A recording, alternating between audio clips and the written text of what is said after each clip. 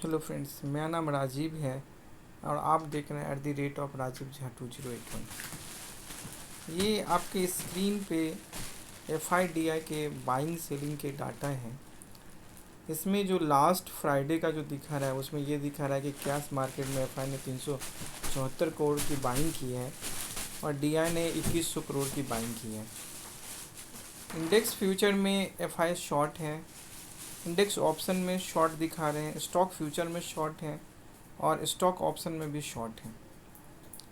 अगर इसको थोड़ा पिछले 2 4 5 10 दिन का देखेंगे तो ऑलमोस्ट ये सारा डाटा मतलब आपको वैसा ही दिखेगा। फ़र्क सिर्फ इतना दिखेगा कि इससे पहले FI कैश में भी शॉर्ट थे, जो कि लास्ट फ्राइडे को FI दिखा रहा है कि 374 करोड़ का बाइंग किया है। नॉर्मली क्या होता है कि FI जब पॉजिटिव बियरिश से मार्केट जब बुलिश होना शुरू करेगा तो FI सबसे पहले जो बाइंग करता है वो स्टॉक फ्यूचर में बाई करता है और देन उसके बाद से धीरे धीरे करके फिर वो कैश मार्केट और बाकी चीज़ों में वो बाई करते चला जाता है। तो यहाँ से ये एक जो दिख रहा है वो दिख रहा है कि मार्केट यहाँ से अभी फ़िलहाल उनका कुछ साइन ऐसा नहीं आ रहा है कि वो मार्केट में बियरिश से बुलिश हो रहे हैं। अब अगर बात करते हैं हम अपने मार्केट की, तो लास्ट डे की अगर हम बात करते हैं तो लास्ट डे आपने देखा कि मार्केट यहाँ से गया हुआ था, नीचे गया हुआ था और नीचे से मार्केट में हल्की एक शॉर्ट कवरिंग जो है सो लास्ट आवर में करीब 40 पॉइंट का शॉर्ट कवरिंग वहाँ पे हुआ था। अब अगर वन डे के चार्ट में अगर हम देखें तो निफ्टी ने 50 का जो EMA है वहाँ पे निफ्टी ने एक सपोर्ट लिया हुआ है और देखना ये है कि निफ्टी अब आगे क्या करता है। अगर हम इसके RSI की बात करते हैं तो RSI 50 से नीचे मतलब सस्टेन कर रहा है वन डे में, तो ये एक बता रहा है कि मार्केट कहीं ना कहीं बियरिश है। और इसको छोटे टाइम फ्रेम पे जब हम देखते हैं, जैसे हम 4 घंटे की बात करते हैं तो 4 घंटे में भी हम देखते हैं कि मार्केट जो है सो 50 EMA के नीचे है और 50 का जो RSI का जो मिडिल लेवल है उससे नीचे सस्टेन कर रहा है। लेकिन यहाँ पे मैंने लास्ट में देखा था 5 मिनट के टाइम फ्रेम में मैंने देखा था कि अभी मैं उसी चीज़ का जिक्र करूँगा।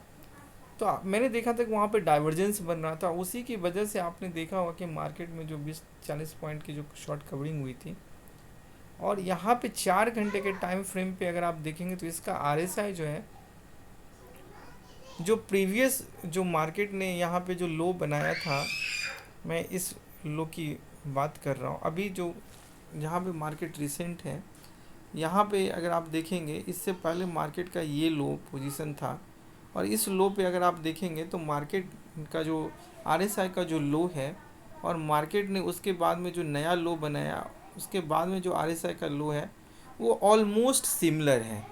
तो यहाँ पे एक डाइवर्जेंस 4 घंटे में तो बन रही है कि जो एक ये बता रहा है कि मार्केट एक मतलब एक शॉर्ट कवरिंग होनी चाहिए या मार्केट में यहाँ से एक बाउंस बैक आनी चाहिए। अब देखते हैं, चूँकि मार्केट में कुछ और भी चीज़ों को हम फैक्टर करेंगे। जैसे कि मैं यही चीज़ आपको दिखा रहा था कि अगर आप देखोगे, जैसे ये 1 घंटे का चार्ट है तो 1 घंटे के चार्ट में अगर आप देखेंगे तो आप देखो कि मार्केट ने जो ये अभी जो रिसेंट का जो लो है, जो लास्ट लो है मार्केट का, ये लो के पास में जहाँ पे इसने लो बनाया है और इसका RSI देख लो कि इसका RSI जो है ना ये 30 के राउंड में सस्टेन कर रहा है। बट इससे पहले का अगर जो मार्केट ने लो बनाया था वो 25,000 के राउंड का लो था, उस टाइम में इसका RSI अगर आप देखेंगे तो ये 20 के राउंड में सस्टेन कर रहा था। तो ये एक बता रहा है कि यहाँ पे एक बुलिश डाइवर्जेंस ये बन रही है। ठीक है, अब हम यहाँ पे बात करेंगे वो कुछ स्टॉक्स की बात करेंगे जिसके रिजल्ट इस बीच में आए हैं। जिसमें से पहला है, एक तो आपका रिलायंस है, दूसरा HDFC बैंक है और तीसरा ICICI बैंक है। तो सबसे पहले जो हम बात करते हैं वो हम बात करते हैं रिलायंस पे, और रिलायंस के रिज़ल्ट अच्छे आए हैं। उनके जो जियो का जो अर्निंग है वो भी बढ़ा है, रिटेल का भी अर्निंग बढ़ा है और उनके जो वायल के जो ग्रोथ है वो वायल के ग्रोथ का जो रिज़ल्ट मैं पढ़ रहा था तो उसमें वायल के बारे में बहुत ज़्यादा कुछ ये नहीं था, बट ओवरऑल उनका अर्निंग बढ़ा है तो ऑब्वियसली जो है सो अभी ऑयल सस्ता है तो उस तरफ भी उनकी अर्निंग बढ़ी होगी। और अगर हम रिलायंस के चार्ट की बात करते हैं तो रिलायंस पे भी अगर आप देखोगे तो यहाँ पे एक बुलिश डाइवर्जेंस है। तो अगर मुझे ऐसा लगता है कि रिलायंस अगर का ये जो है लेवल जो है वो 1480 का लेवल है, अगर रिलायंस 1480 के ऊपर में अगर सस्टेन करता है तो फिर हम लोग एक छोटा सा स्टॉप लॉस लगा करके जो है सो रिलायंस को बाई कर सकते हैं। और वो स्टॉप लॉस जो होगा वो 1470 रुपये का स्टॉप लॉस होगा, और यहाँ से आप इसको बाइंग कर सकते हैं और ये मार्केट को भी जो है सो सपोर्ट करेगा।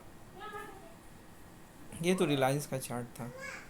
H D F C bank की अगर हम बात करेंगे तो H D F C bank में ऐसा कुछ चार्ट भी नहीं दिखा रहा है कि मतलब यहाँ पे कुछ डाइवर्जेंस है। और दूसरा चीज़ अगर आप बात करेंगे तो जैसे एक्सिस बैंक के रिज़ल्ट आए थे वैसा ही इसका भी रिज़ल्ट जो है सो इसकी भी प्रोविजनिंग बढ़ी है, इनका भी नेट इंटरेस्ट मार्जिन जो है सो वो हल्का सा कम हुआ है। तो मुझे लगता है कि आपका जो ये है अभी ये खड़ा है 1957 पे, और मुझे ऐसा लग रहा है कि यहाँ पे अगर आप देखेंगे तो इसको ये भी 50 के ईएमए का एक सपोर्ट ले रहा है, और मुझे लगता है कि ये 50 के ईएमए को ब्रीच करेगा और ये यहाँ से 1920 और 1900 के लिए ये तैयार खड़ा है। ये तो पहला लेवल है, बट परेशानी ये है कि आपको खुलते देर इसको शॉर्ट नहीं करना है। जैसे कि आप ICICI बैंक का उस दिन चार्ट देखेंगे, मैं अभी दिखा भी दूंगा, तो खुलते देरी अगर आप शॉर्ट करोगे ना तो आप ट्रैप हो जाओगे। तो आप आराम से वेट करो, आधा घंटा 1 घंटा में मार्केट बाउंस बैक करेगा और फिर अगर आप शॉर्ट करेंगे तो फिर आपको पैसे मिलेंगे। जैसे कि मैं अभी आपको एग्जांपल में दिखा दूंगा एक्सिस बैंक के साथ में जो हुआ था।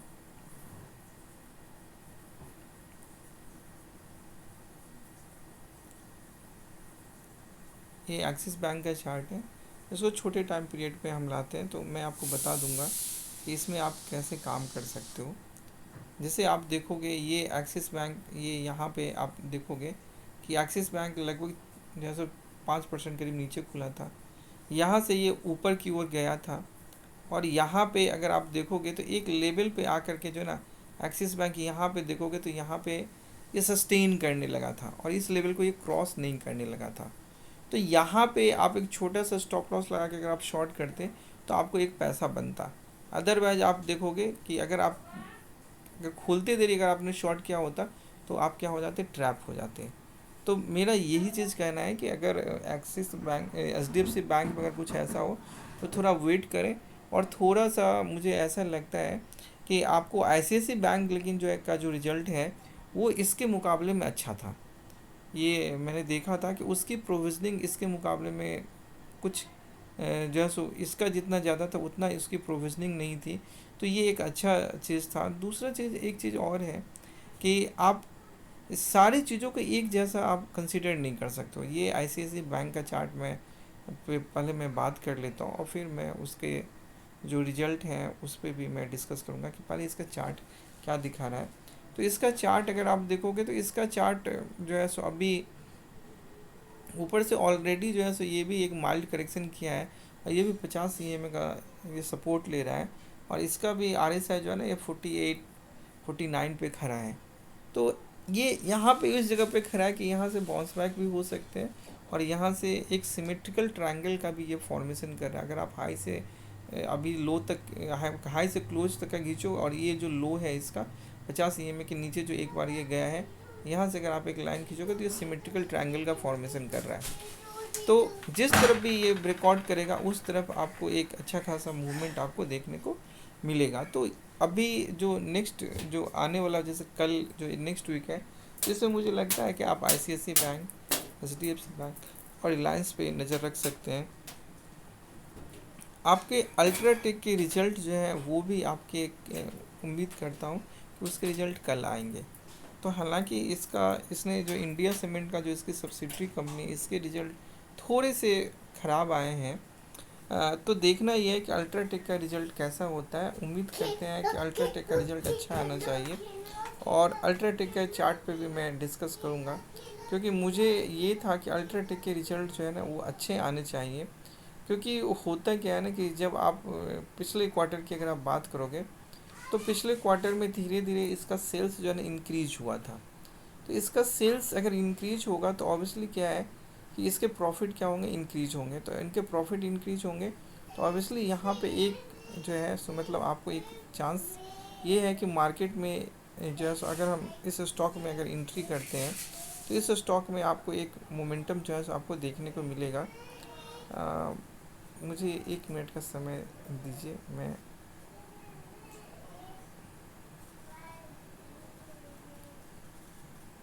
ये अल्ट्राटेक का चार्ट है, और अगर अल्ट्राटेक के टेक्निकल चार्ट पर अगर हम डिस्कस करते हैं, ये 1 घंटे का चार्ट है, सॉरी ये 1 डे का चार्ट है। तो 1 डे के चार्ट पर आप डिस्कस करते हैं तो आप ये देख सकते हैं कि इसका जो लेवल है ये इस लेवल पे, ये पिछले 1 साल से अगर आप देखेंगे ना तो इसका लेवल एक था।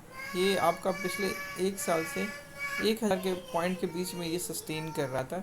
इस लेवल को इसने जो है सो पिछले जो है सो मतलब 10 दिन 15 दिन पहले इसने ब्रीच किया था, और वो लेवल था इसका 12,200 का लेवल था। तो ये इसका 1000 पॉइंट का यहाँ से था कि लगभग ये 13,000 तक जाना चाहिए। और अगर इसकी अगर हम बात कर रहे हैं तो इसका RSI भी आप 50 के एबव है, मतलब ऑलमोस्ट अभी जो है ना ये इसका 68 पे खड़ा है।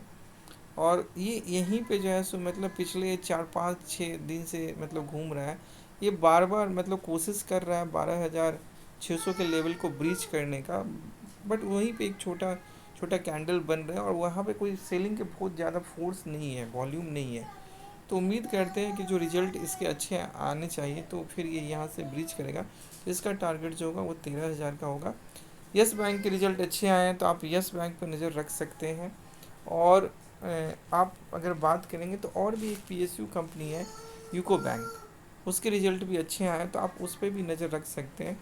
दूसरी चीज़ मैं आपको एक चीज़ और बता दूं कि जो प्रोविजनिंग जो बढ़ती है वो एक बार बढ़ती है, और उसका इम्पैक्ट जो है सो मतलब ये शुरू के मतलब अभी जैसे कि एक्सिस बैंक का आपने देखा, HDFC का देखा, तो ये प्रोविजनिंग अभी बढ़ी है तो ये अगले क्वार्टर और उसके नेक्स्ट क्वार्टर से फिर इसके रिजल्ट जो है ना अच्छे आने लगेंगे। तो ये चीज़ आप हमेशा इस चीज़ का ध्यान रखेंगे कि प्रोविजनिंग वाला जो क्वार्टर होता है उस क्वार्टर में उसकी जो मेन जो प्रॉब्लम है वो प्रॉब्लम ख़त्म हो जाती है, और वहाँ से फिर वो एक नए मतलब अंडर वैल्यूड स्टॉक हो जाता है। ये आपको पहले भी आपको एक्सिस बैंक दिखा होगा। तो हो सकता है कि अगर FI को बाइंग करने की अपॉर्चुनिटी अगर दिखेगी तो सबसे पहले वो एक्सिस और HDFC में ही एंट्री करेगा, क्योंकि ये मैसिव अगर करेक्ट करते हैं तो इनको ये स्टॉक उस लेवल पे सस्ते दिखेंगे। That's all, thank you.